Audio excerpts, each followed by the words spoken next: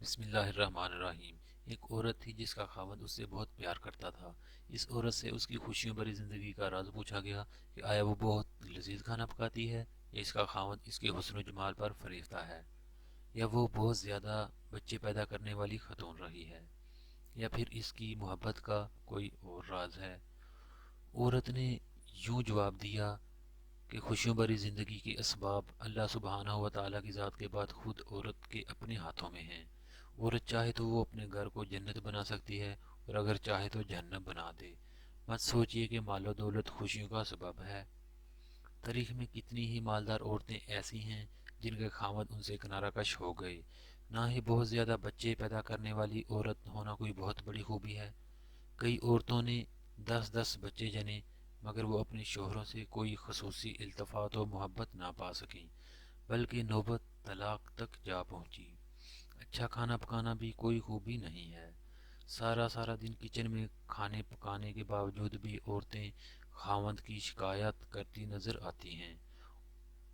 تو پھر آپ ہی بتا دیں اس پرسعادت اور مسرت والی زندگی کا راز، اور آپ اپنے اور خاوند کے درمیان مسائل و مشکلات سے کس طرح نپٹا کرتی تھیں؟ اس عورت نے جواب دیا، جس وقت میرا خاوند غصے میں آتا، اور بلا شبہ میرا خاوند بہت ہی غصیلا آدمی تھا، میں ان لمحات میں نہایت ہی احترام کے ساتھ مکمل خاموشی اختیار کر لیا کرتی تھی۔ احترام کے ساتھ خاموشی یعنی آنکھوں سے حقارت اور تنزیہ پن نہ جھلکے۔ آدمی بہت عقل مند ہوتا ہے، ایسی صورتحال کو بانپ لیتا ہے۔ تو آپ ایسے میں کمرے سے باہر کیوں نہیں چلی جایا کرتی تھیں؟ اس نے کہا، خبردار ایسی حرکت مت کرنا، اس سے تو ایسا لگے گا کہ تم اس سے فرار چاہتی ہو اور اس کا نقطہ نظر نہیں جاننا چاہتی۔ خاموشی تو ضروری ہے ہی، اس کے ساتھ ساتھ خاوند جو کچھ کہے اسے نہ صرف سننا بلکہ اس سے اتفاق کرنا بھی اتنا ہی اشد ضروری ہے۔ میرا خاوند جب اپنی باتیں پوری کر لیتا تو میں کمرے سے باہر چلی جاتی تھی، کیونکہ اس سارے شور شرابے کے بعد میں سمجھتی تھی کہ اسے آرام کی ضرورت ہے۔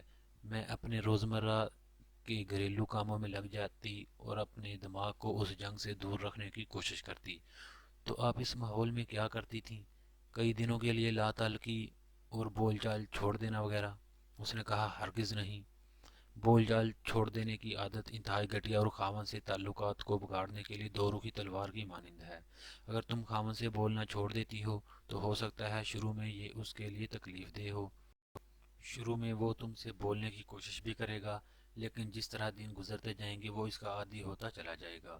تم ایک ہفتہ کے لیے بولنا چھوڑو گی تو اس میں تم سے 2 ہفتوں تک نہ بولنے کی استعداد پیدا ہو جائے گی، اور ہو سکتا ہے کہ وہ تمہارے بغیر بھی رہنا سیکھ لے۔ خامد کو ایسی عادت ڈال دو کہ تمہارے بغیر اپنا دم بھی گھٹتا ہوا محسوس کرے، گویا تم اس کے لیے ہوا کی مانند ہو، گویا تم وہ پانی ہو جس کو پی کر وہ زندہ رہ رہا ہو۔ باد صبا بنو، باد سرسر نہیں۔ اس کے بعد آپ کیا کیا کرتی تھیں؟ اس عورت نے کہا، میں 2 سے کچھ زیادہ گھنٹوں کے بعد جوس یا پھر گرم چائے لے کر اس کے پاس جاتی اور اسے نہایت سلیقے سے کہتی، لیجیے چائے پیجیے۔ مجھے یقین ہوتا تھا کہ وہ اس لمحے اس چائے یا جوس کا متمنی ہوگا۔ میرا یہ عمل اور اپنے خاوند کے ساتھ گفتگو اس طرح ہوتی تھی کہ گویا ہمارے درمیان کوئی غصے یا لڑائی والی بات سرے سے ہوئی ہی نہیں، جبکہ اب میرا خاوند ہی مجھ سے اصرار کر کے بار بار پوچھ رہا ہوتا تھا کہ کیا میں اس سے ناراض تو نہیں ہوں۔ میرا ہر بار اسے یہی جواب ہوتا تھا کہ نہیں، میں تو ہرگز ناراض نہیں ہوں۔ اس کے بعد وہ ہمیشہ اپنے درست رویے کی معذرت کرتا اور مجھ سے گھنٹوں پیار بھری باتیں کرتا تھا۔ تو کیا آپ اس کی ان پیار بھری باتوں پر یقین کر لیتی تھی؟ ہاں بالکل، میں جاہل نہیں ہوں کہ میں اپنے خاوند کی ان باتوں پر تو یقین کر لوں جو وہ مجھے غصے میں کہہ ڈالتا ہے، اور ان باتوں کا یقین ہی نہ کروں جو وہ مجھے محبت اور پرسکون حالت میں کہتا ہے۔ تو پھر آپ کی عزت نفس کہاں گئی؟ کیا عزت اسی کا نام ہے کہ تم غصے میں آئے ہوئے ایک شخص کی باتوں پر تو یقین کر کے اسے اپنی عزت نفس کا مسئلہ بنا لو، مگر اس کی ان باتوں پر کوئی اہمیت نہ دو جو وہ تمہیں پیار بھرے اور پرسکون ماحول میں کہہ رہا ہو؟ میں فوراً ہی اس غصے کی حالت میں دی ہوئی گالیوں اور تلخ و ترش باتوں کو بلا کر ان کی محبت بھری اور مفید باتوں کو غور سے سنتی تھی۔ جی ہاں، خوشگوار اور محبت بھری زندگی کا راز عورت کی عقل میں موجود ہے، مگر یہ راز اس کی زبان سے بندھا ہوا ہے۔ پوسٹ اچھی لگے تو دوسروں کی بھلائی کے لیے شیئر ضرور کریں۔